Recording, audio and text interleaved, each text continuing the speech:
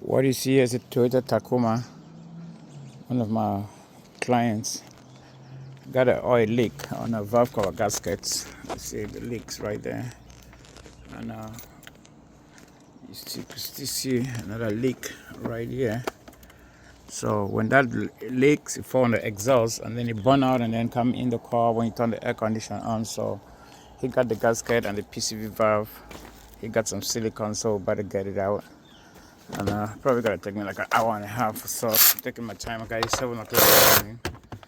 So what we gotta do, we gotta take out the air filter housing, a couple of bolts. Gotta pull those bolts out. Then you wanna take out the. That's it. And then there's a couple of pipes that you have to take out. Unplug a couple of pipes. We better first take this out first. So pull that out.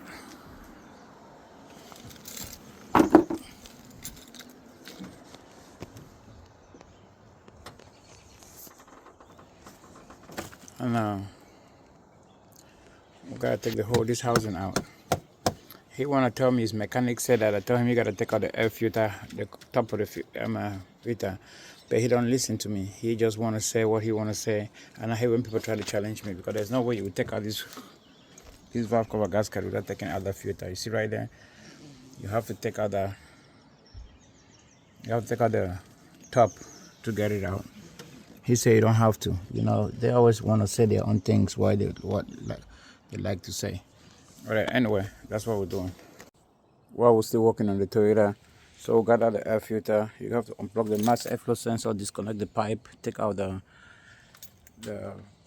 clip right there, and this is where we'll find ourselves. So for this side, on the passenger side, it's good and fine. You got a couple of bolts. You have to take out the 10mm bolts. Is 1, 2, 3, 4, 5, 6, 7, 8, 9. We got 10 bolts, 10, 11, and 12. We got 12 bolts on this side. So I already released all the bolts. They're all 10, pretty easy to get out. And then what you want to do, you want to come on the side right here. And there's a little place over here. You could buy it over there. And then you see it pop out. That's it. So when it come out, what we're going to do, just lift it up. And then, sorry guys. I'll pull it right out. And this is the gasket we should be changing right here on this side. So we'll step it over here for now. Then we'll go to the driver's side. The driver's side gotta be a little bit difficult because we have to take out the top intake to access this side. He was telling me his mechanic said that they shouldn't take out the intake. There's no possible way you can take out the upper bolt because the intake is on the way. So we'll pull out the intake and then get those bolts out, and then we'll get the other side out. So to pull out the bolt, you gotta need an island. You got 2 islands over there. You gotta be a T8. That's what you gotta use to get them the bolts out. So we'll take out this bolt. So you have 1, 2, and 3, and 4 bolts on this. 6 bolts. So you got 2 island bolts in the middle, and then over here you have a 12 on this side and 12 at the back. So you pull it out, and then when you take that out, you want to disconnect this 12 bolt right here. I'm probably slacken this one a little bit. You got couples that you have to do as well.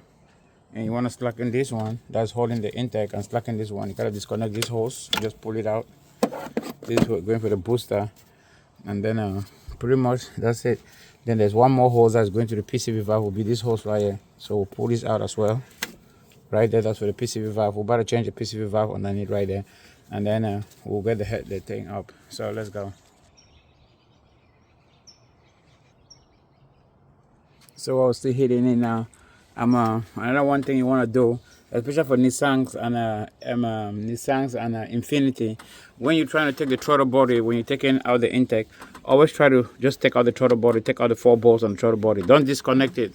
So I always just leave them disconnected, because sometimes you have to reset them. For this, it will start up, but I just, with lessons, I don't want to be going through headaches. I just take out the 4 bolts and then push it on the side. The reason I do this is because I don't want to drain out coolant. If I disconnect these cables, these are my pipes, you have to have a coolant leak. So I want to save his coolant, the coolant in there. So I just disconnect it from there. But the same way, for some cars, you want to like prevent this, not to disconnect this, because sometimes you have to reset the whole car and it will take you more time after you're done with the job. You have to go in there and try to reset the car.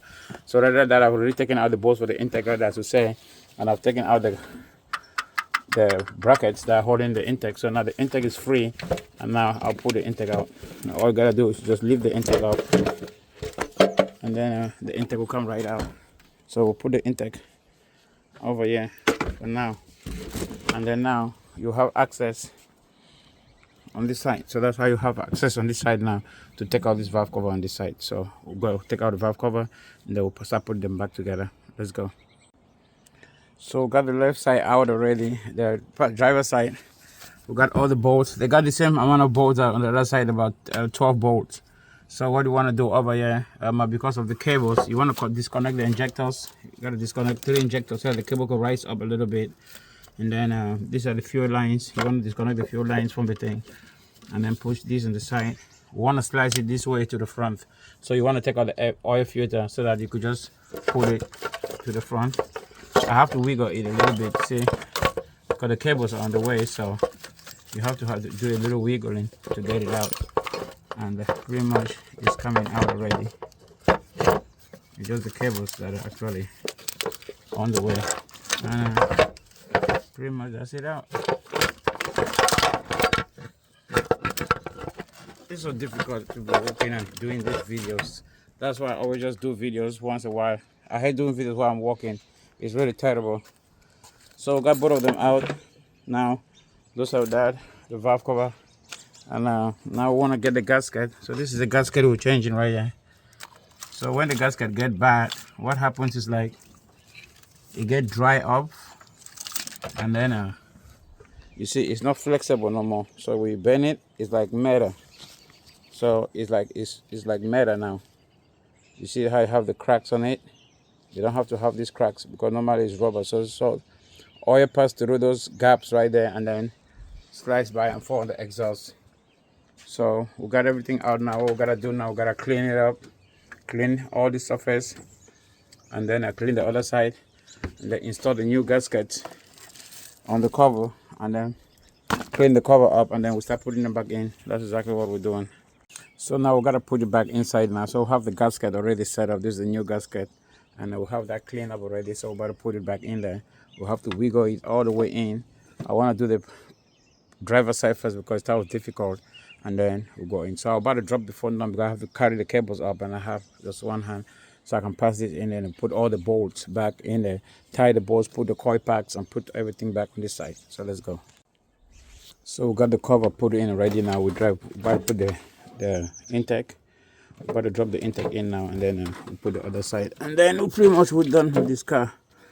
So it was pretty quick. It's not like a really hard job. So let's drop the intake in, and then we'll go from there. Just a little advice: when you put the intake, you want to guide these brackets first before you tie the intake. So you gotta leave the intake plain like that before you tie the intake, because if you tie the intake, these bolts will not set up. So make sure you tie this bolt first before you tie the main intake. So we're done with the truck. We got everything set up back, and I got the truck running right now. So everything is pretty good. So that's pretty much it. So we just put everything back the way we took it out, and this side was more easier. That side was harder because you have to take out the intake manifold, and that's it. So we're done with the Tacoma. I'm just waiting for his son to come back. He